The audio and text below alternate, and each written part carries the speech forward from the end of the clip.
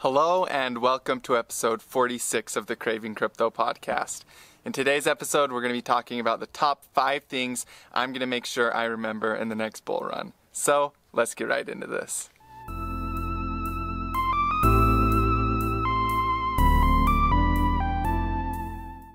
Now for the technicals of the total market cap. We did fall down to 206. You guys, as I mentioned, we could fall to this lower support level right here. We're still in a neutral zone. This is also the point of the most kind of battle between the bulls and the bears, because since this drop right here, we've just consolidated and squeezed closer and closer and closer, and it's a very indecisive pattern until it starts to either make an upward movement right here or a downward movement below this support level. So this is an exciting time for the trend in general. I'm trying to do TA. As we watch this 196 level really closely, and then this $214 billion level. Those are the 2 points that we really need to watch. If we can get above the 214 for the bulls, we're going to be looking very good for our primary outcome of testing the $240 billion level. And then if we fell below 197, we're going to drop to 176 pretty quickly, in my opinion. So as far as the total market cap goes, it's pretty normal. It's moving exactly as we predicted it to. Like I said in the last episode, we could come test this level right here. And I did want to point out the fact that there is some bullish divergence right here. Bullish divergence is weaker on a downtrend, but it's still notable on the 4-hour time frame to have this much divergence on the MACD in this area. And if there's divergence at these two lows, that means that this needs to make a new high due to that divergence. So that's one of the things that I'm watching. But again, you guys, it's all about that support and resistance and letting the market do whatever the heck it wants to, because we don't decide, we just control how we play it. Okay, look at this, you guys, on the total market cap, coinmarketcap.com. I mean, if we scroll down right now, well, actually, we have $11 billion in total 24-hour volume. The top mover for the day is PIVX. So I'm going to pop it up and show you guys some technical analysis on it. It was right, here we are, 77 in the total market cap on CoinMarketCap. And this one is doing a little inverse head and shoulders pattern right here. I have the volume turned off because of these little things right here. It's kind of hard to see, but there is volume picking up on these. If you zoom in right here, you can see clear volume picking up right here. There's an inverse head and shoulders fractal, like I was saying. And then this is just in general a pretty standard Elliott wave. If you look on Google and you just search in Elliott wave, you'll pop up with all these different diagrams, and you can kind of see what's going on here with PIVX as we have this 1, 2, 3, 4, 5 ABC. Now check this out, you guys. Dash and PIVX are very similar tokens. They're both security tokens in the fact that they're private tokens. I mean, so all of the transactions are secure and anonymous if you're trying to send money back and forth, similar to Monero. And they're doing very similar fractals, which is kind of to be expected because the same whales are probably playing them.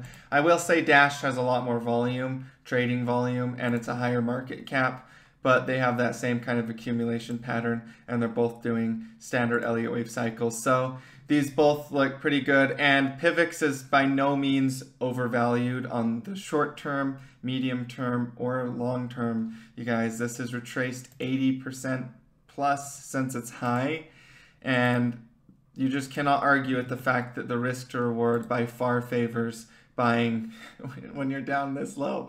Like, it's just ridiculous to think anything other than that. The standard rule of risk to reward, anything below the 50% level on the Fibonacci tool, is a place where buy orders can be placed, and you can expect some type of a reversal or bounce on those levels. But that's kind of my analysis for the total market cap and for the top mover for the day. So the number one thing that I'm going to make sure that I remember is not to take out too early. So I know that the bear market has left a lot of people whipped, and mentally that will change your perspective on the markets in a way that you may not be taking the best trading decisions. You might try to take your profits too early, because the second that you see green, you're like, oh, I haven't had profits in so long. I'm just going to take these and run with them really fast. So my advice is not to take out too early, and to make sure that you get the full amount of the profit that you're aiming for in your target. Don't be scared money. Scared money doesn't make money, and don't let your emotions control your trading decisions. Number 2 thing I'm going to remember is to be very cautious and turtle-like in my scaling out. So as we start to break new all-time highs in the very big picture, I'm going to slowly be scaling back out into stable tokens such as the DAI and some US dollar, maybe some commodities such as silver and gold. And because of this, I want to make sure that I'm not making huge decisions at once. I don't want to be selling like 40% of my portfolio just because we're breaking out into new all-time highs. I want to make sure I'm being very turtle-like with those decisions. Remember, you guys, the tortoise wins the race against the hare. That applies to trading too. Number 3 is to keep a trading journal. I've talked about this multiple times in the past, but it really helps gather your emotions when you make changes to your portfolio, and allows you to kind of track what you're doing aside from your Excel sheets and the profits and the percentages that you're making. It tracks the mental and the emotional state that you're in while you're trading, and that's really, really important. As we know, we try to be aware of that. It helps you identify the cycles better. So that's one thing I'm really going to make sure that you guys do and that I do better at in the next bull run, is to keep all of that journalized aside from just my Excel sheets and tracking my percentages and my profits. This one's kind of a no-brainer, but don't get greedy. And this one's kind of, you have to think about the first one, which is make sure that you don't take out too early. There's a balance in between being greedy and not taking out too early. The greed thing is when you get attached to the profits. So if you make like a bunch of profits and you're like, oh, I'm just going to keep riding this, I'm going to keep taking these profits, I'm going to keep letting the market go up and not take my profits, and then what happens is you get screwed because the market decides to flip back around and you didn't get out in time, so you try to hold on to the trend. So that's getting greedy. I'm sure that a lot of you guys experienced this because of the 2017 run-up and when everything was euphoric and that kind of greedy feeling. But when things are really crazy, I'm going to make sure that I'm constantly reminding myself not to be greedy. Again, you guys, the number 1 thing that we learned is to make sure that you take your profits out not too early. So you have a trading plan, you have your target, you don't take out too early because of fear that it might not hit your target.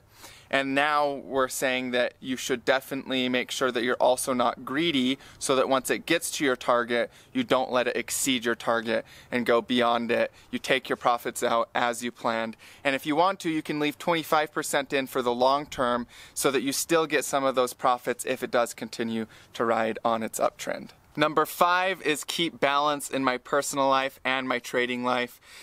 I have been learning to do this a lot, especially since 2017. I was just so engulfed with only charts, and there is a balance in life. You can get more accuracy in your trading and more clarity if you're going out, you're exercising, you're eating healthy, you're meeting new people.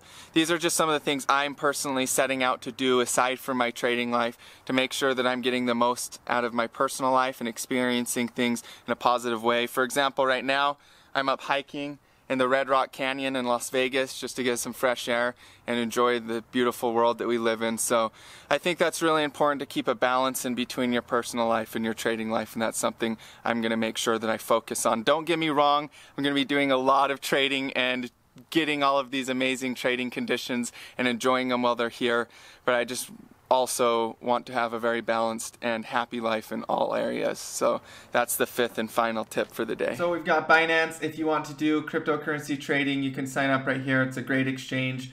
Coin market cap chart if you want to look at the analysis we did today. Coinigy if you want to do technical analysis on altcoins. BitMEX if you want to do leverage trading with Bitcoin.